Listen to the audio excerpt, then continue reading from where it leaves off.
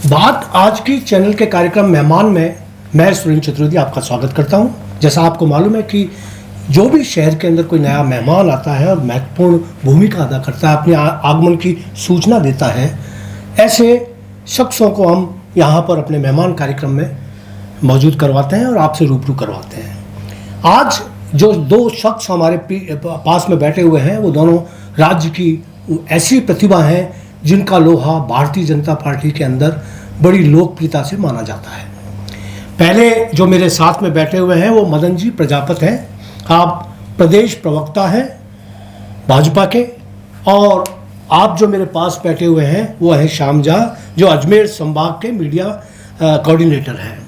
दोनों ही भारतीय जनता पार्टी के नीतियों, रीतियों, चेहरों, चरित्रों को आपके सामने लाने के लिए हमेशा आपने देखा होगा कि दूरदर्शन या किसी भी टीवी चैनल के ऊपर आप जब पैनल में बहस में शामिल होते हैं तो अपने विचार बड़ी मुस्तैदी के साथ मौजूद करते हैं, प्रस्तुत करते हैं। सबसे पहले तो मैं श्याम जी झा से पूछना चाहूँगा। श्याम जी झा, आपका स्वागत है और आपका भी स्वागत है हमारे इसमें। सबसे पहला सवाल ये कि आज जो कार्यशाला हुई उसके बारे में आप क्या कहना चाहेंगे कि कार्यशाला का स्वरूप क्या था, उसका क्या असर था और किस लिए आपने ये आयोजित की?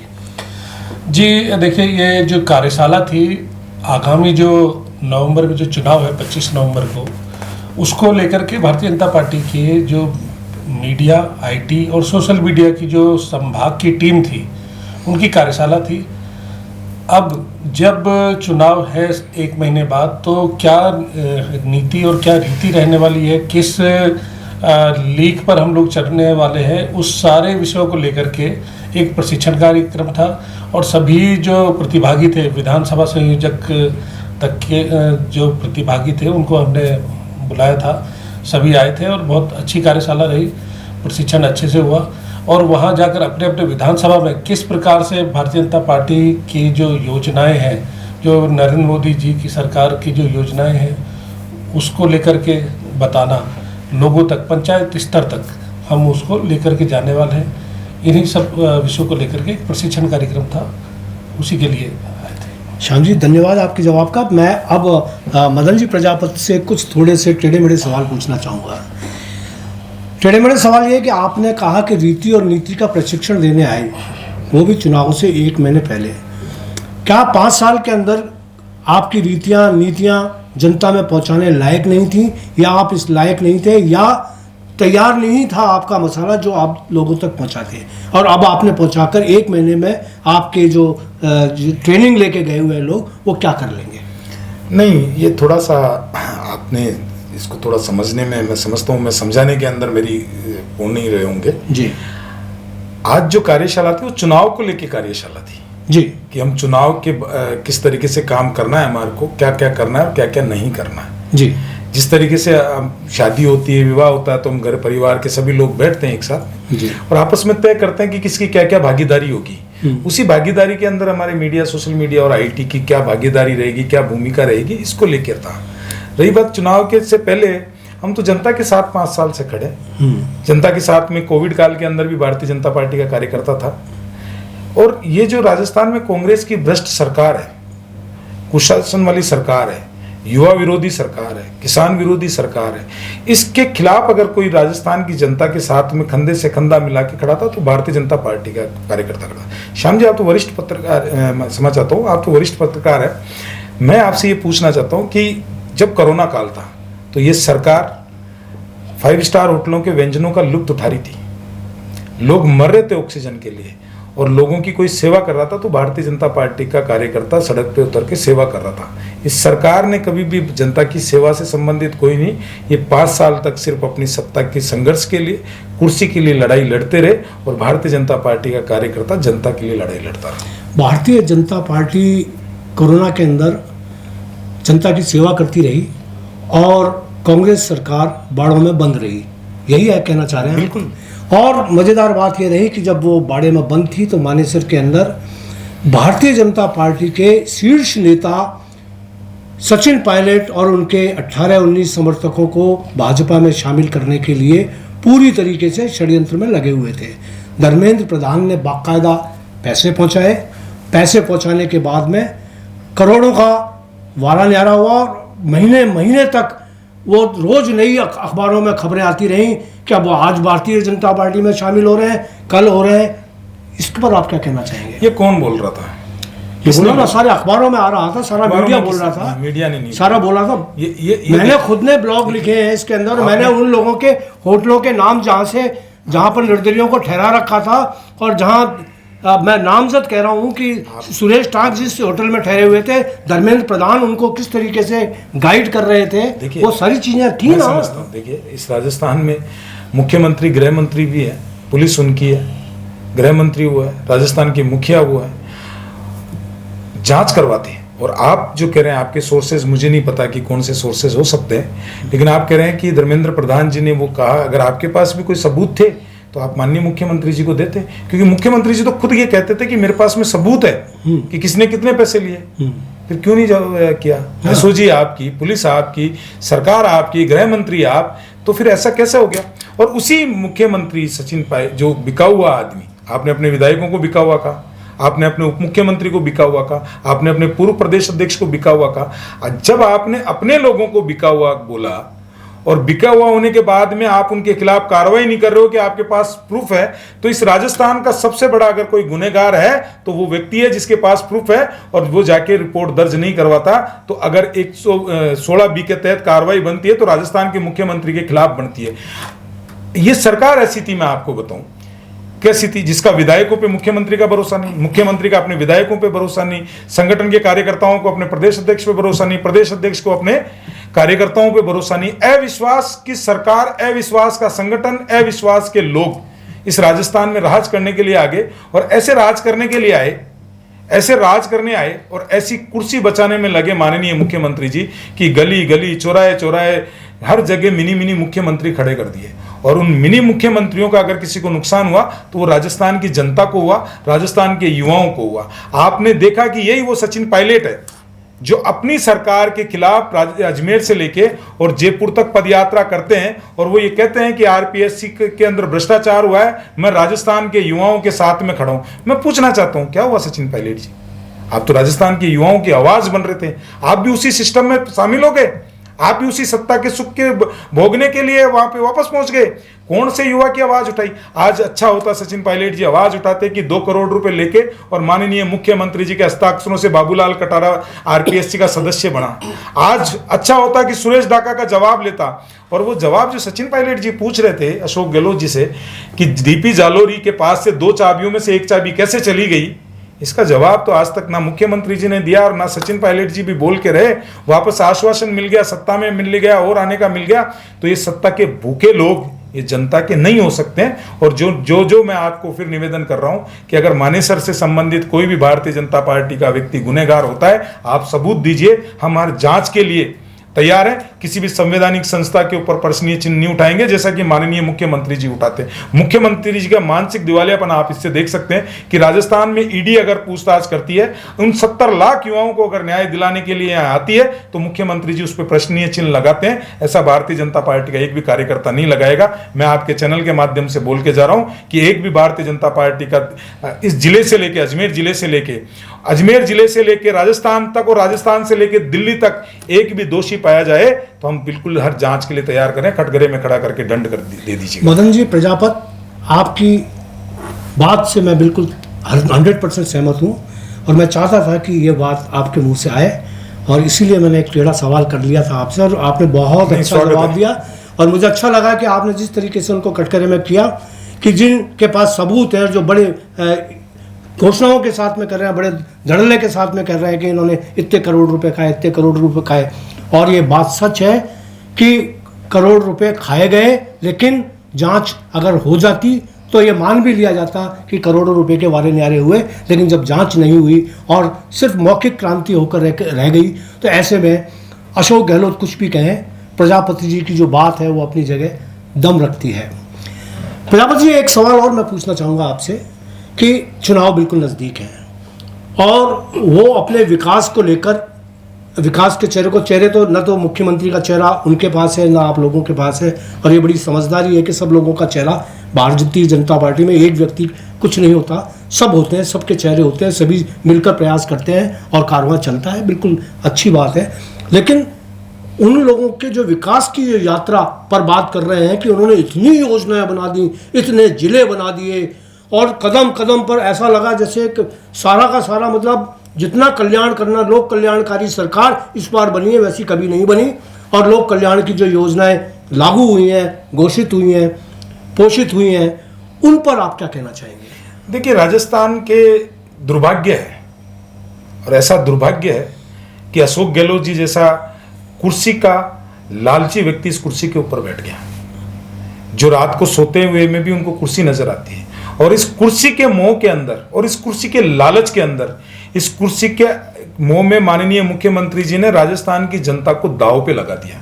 और ऐसा दांव पे लगाया है, जो योजनाओं की बात वो कर रहे हैं, मुझे नहीं पता कौन सी योजनाओं की बात कर रहे हैं, लेकिन हाँ, राजस्थान का जो आम जनता है, जो आम नागरिक है, राजस्थान का जो युवा है, राजस्थान का जो किसान है, राजस्थान का जो दलित है, राजस्थान की जो महिला है, उनके लिए योजनाएं बहुत अच्छी लेके आए। राजस्थान के किसान के लिए इनके राष्ट्रीय अध्यक्ष उस टाइम के राहुल गांधी जी आए थे, और आपने भी गवाह होंगे, आप तो वरिष्ठ पत्रकार है। 1 2 3 4 5 10 किसानों का कर्ज माफ, 1 2 3 4 5 10 युवाओं को बेरोजगारी भत्ता।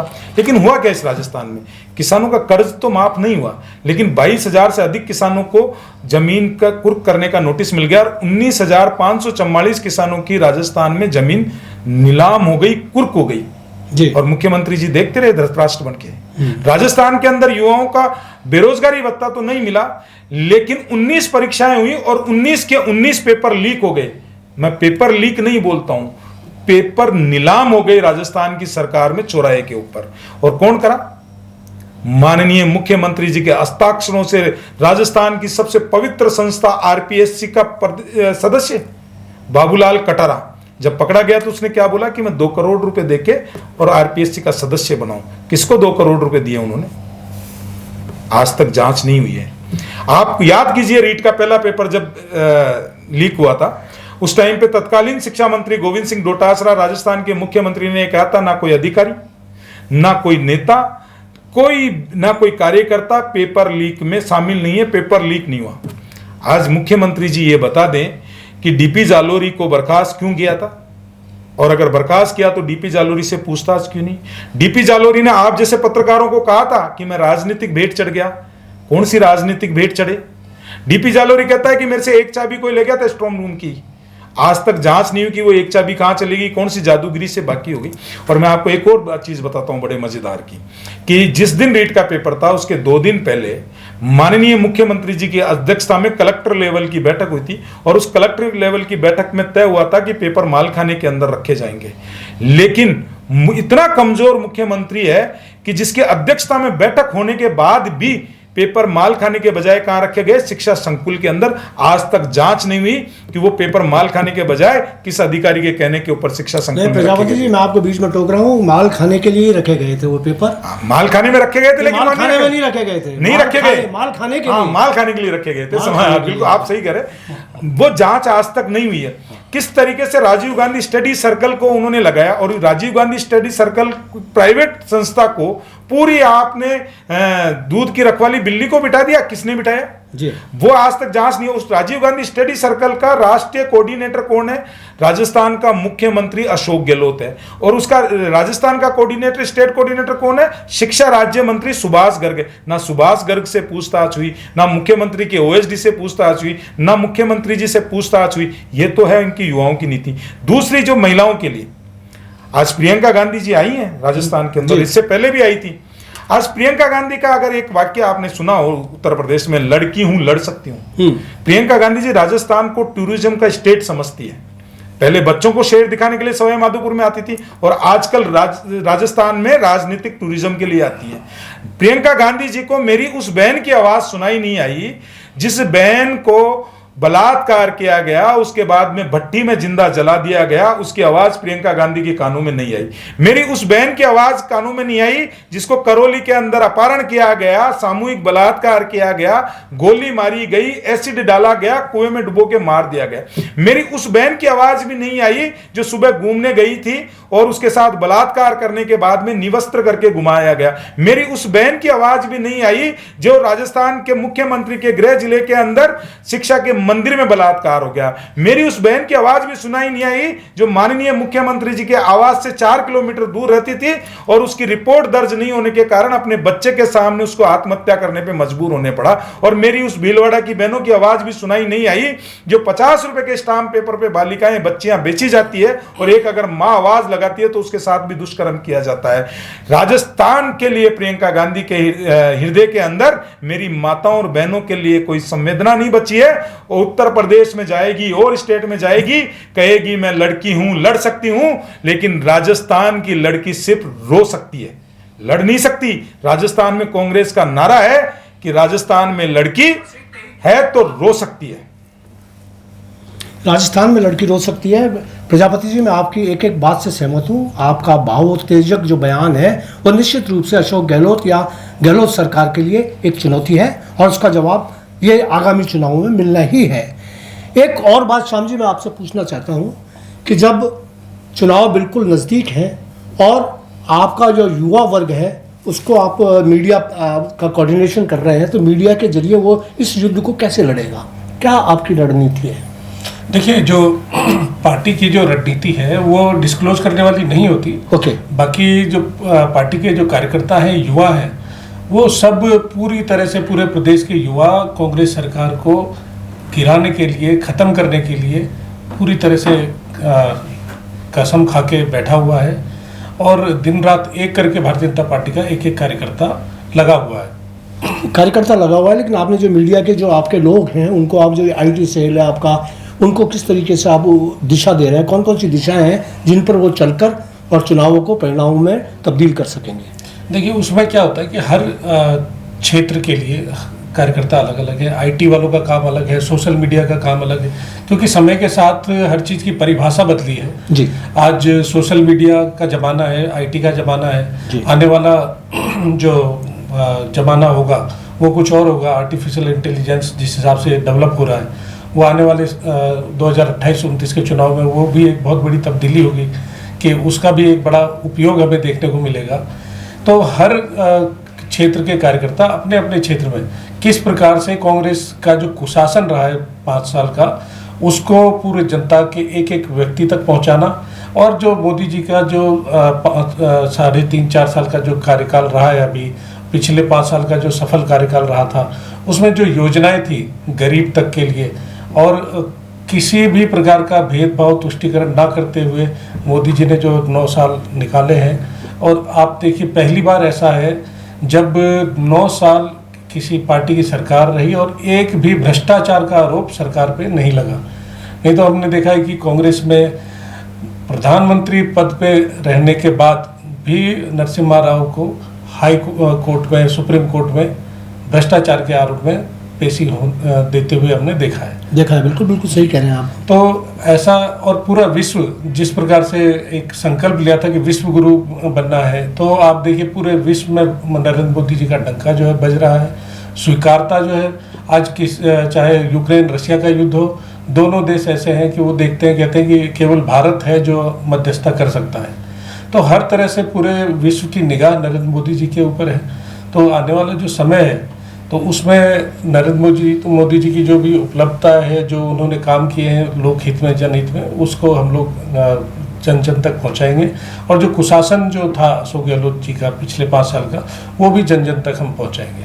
बहुत अच्छी बात है प्रजापति जी। अगर श्याम जी, अगर आप वास्तव में ऐसा कर पाएंगे तो निश्चित रूप से आप बहुत सकारात्मक दिशा में बढ़ रहे हैं। आपसे एक सवाल है प्रजापति जी, और वो यह है कि अभी टिकटों के बंटवारे के अंदर जो विरोध चल रहा है वो एक बिल्कुल एक तात्कालिक आग है जो पूरे राजस्थान में लगी हुई है। पहली लिस्ट आपने जो जारी की उसके अंदर 41 लोगों के बाद में जो लिस्ट हुई, और ऐसा भी होने लगा कि आपकी पार्टी के लोग बाग दूसरी पार्टियों को शामिल करने लग गए, ज्वाइन करने लग गए। अब हमारे किशनगढ़ के डॉक्टर विकास चौधरी कांग्रेस में शामिल हो गए, अब कांग्रेस से चुनाव लड़ेंगे। कल तक उनकी निष्ठा आपके यहाँ से जुड़ी हुई थी, वो भगवा रंग की बातें कर रहे थे, वो हिंदू संस्कारों की बात कर रहे थे, वो राष्ट्रवाद की बात कर रहे थे। अब उनका जो टेम्परामेंट है, उनके जो सोच है, उस पर एकदम से कैसे बदलाव आएगा, और ये पूरी तरह से हो रहा है। तो ये जो कुछ चल रहा है उसके लिए आप क्या कहना चाहेंगे? देखिए, भारतीय जनता पार्टी का कार्यकर्ता निष्ठावान कार्यकर्ता होता है। भारतीय जनता पार्टी का कार्यकर्ता कभी पद की लालसा नहीं करता है। भारतीय जनता पार्टी का कार्यकर्ता का एक ही होता है, जो हमारे दीनदयाल उपाध्याय जी ने नारा दिया था, अंतिम पंक्ति में बैठा अंत्योदय के लिए कार्य करना, और हम अंतिम पंक्ति में बैठे के लिए कार्य करते हैं। चुनाव लड़ना एक प्रक्रिया है, सरकार बनाना एक उस विषय तक पहुंचने का एक जरिया है, लेकिन सरकार बनाना या चुनाव लड़ना अंतिम लक्ष्य नहीं है भारतीय जनता पार्टी का। अंतिम लक्ष्य तो हमारा सेवा ही है। और रही बात किसी की भावना और किसी का जो किसी में जागृत होती है, तो उसमें व्यक्तिगत भावना हम कुछ कर नहीं सकते, लेकिन मैं आपको ये बताता हूँ कि भारतीय जनता पार्टी का कुनबा बड़ा है, क्योंकि ये इस राजस्थान की नहीं, इस देश की नहीं, दुनिया की सबसे बड़ी पार्टी है। कार्यकर्ता ज़्यादा है, और कार्यकर्ता के साथ साथ में योग्य कार्यकर्ता ज़्यादा है। तो योग्य कार्यकर्ता है तो निश्चित रूप से सब में आती है। और जब मैं 5 साल जनता के बीच में रहता हूं, मुझे लगता है कि मेरे को चुनाव लड़ सकता हूं और मैं ज़्यादा अच्छी सेवा कर सकता हूं। और जब उस टाइम पे किसी और को व्यक्ति होते तो बिल्कुल निराशा थोड़ी सी रहती है और थोड़ा सा रोष होता है। लेकिन भारतीय जनता पार्टी इन सब के ऊपर हम सब एक साथ बैठ जाएंगे। 1-2 लोग अगर कहीं जाए तो उनका व्यक्तिगत निर्णय है, मैं उसमें कुछ नहीं कर सकता। लेकिन अंत में हम सबका लक्ष्य एक ही है कि भारतीय जनता पार्टी के बैनर कमल के फूल के नीचे हम चुनाव लड़ें और लड़वाएं। लेकिन दूसरी तरफ आप ये देखिए, मेरी तो लिस्ट आने के बाद में हुआ। इस राजस्थान के मुख्यमंत्री ये कहते थे कि 2 महीने पहले लिस्ट निकाल देंगे। इस राजस्थान के कांग्रेस के अध्यक्ष कहते थे कि हम तो भारतीय जनता पार्टी लिस्ट निकालेगी नहीं, मेरे पास बनी हुई तैयार पड़ी है, मैं दूसरे दिन निकाल दूंगा। अब ऐसा क्या हो गया है कि भारतीय जनता पार्टी की 2-2 सूचियां आ गई है, 124 नामों की घोषणा हो गई है, और मेरे ख्याल से 80-83 लोगों की घोषणा कर पाए हैं, और उसमें भी डरते डरते कर पा रहे हैं। ऐसा क्या हो गया? और आप बिल्कुल सही कह रहे हो कि ऐसे लोगों को लेके जाएगी कांग्रेस, क्योंकि कांग्रेस के पास में योग्य उम्मीदवार नहीं। कांग्रेस की स्थिति परिस्थिति आज की तारीख में ऐसी हो गई कि हेमाराम चौधरी चुनाव लड़ना नहीं चाहते, आपके भरत सिंह कुंदनवाला चुनाव लड़ना नहीं चाहते, महेश जोशी जैसे ऐसे घने कार्यकर्ता हैं जो अपनी सीट बदलवाना चाहते हैं, क्योंकि उनको ये पता है कि राजस्थान की जनता के मन में जो आक्रोश पिछले 5 साल के अंदर इनकी नीतियों को लेके हुआ, इनके भ्रष्टाचार को लेके हुआ, इनके तुष्टीकरण को लेके हुआ, उसका जवाब देने का टाइम 25 नवंबर की तारीख तय की गई है। और मैं आपको बिल्कुल पूर्ण जिम्मेदारी के साथ में कह के जा रहा हूं कि इस राजस्थान में नया इतिहास लिखा जाएगा। 25 तारीख को भारतीय जनता पार्टी के जनसेवकों की सरकार प्रचंड बहुमत के साथ में बनने जा रही है, और राजस्थान से भ्रष्टाचारी, तुष्टीकरण करने वाले लोगों को, महिला अत्याचारों को, ऐसे भ्रष्टाचारियों की सरकार राजस्थान से साफ होने वाली है। राजस्थान कांग्रेस मुक्त होने जा रहा है। राजस्थान में किसान की सरकार होगी, राजस्थान में महिलाओं की सरकार होगी, इस राजस्थान में दलित की सरकार होगी, इस राजस्थान में किसान की सरकार होगी, इस राजस्थान में अंतिम पंक्ति में बैठे हुए व्यक्ति की सरकार होगी। और निश्चित रूप से राजस्थान भी देश के जैसे विकास के अंदर अग्रिम पंक्ति में खड़ा है, राजस्थान भी विकास की दृष्टि से सबसे अग्रिम पंक्ति के अंदर मिलेगा। तो दोस्तों, आपने सुना कि मदन प्रजापति जी ने किस तरीके से अपनी सरकार की पैरवी की और कितने मुस्तैद होकर उन्होंने ये बताया कि आने वाला जो समय, आने वाले चुनाव के जो परिणाम है वो भारतीय जनता पार्टी के लिए प्रचंड बहुमत के साथ में जीतने वाले होंगे, और निश्चित रूप से वह नई सरकार जो होगी वो भाजपा की होगी। मैं आपका आभार व्यक्त करता हूँ, आपने जो जिस तरीके से अपनी बात को रखा और हमारे स्टूडियो में आए, आपका बहुत बहुत आभार। श्याम जी, आपका भी बहुत बहुत आभार, धन्यवाद।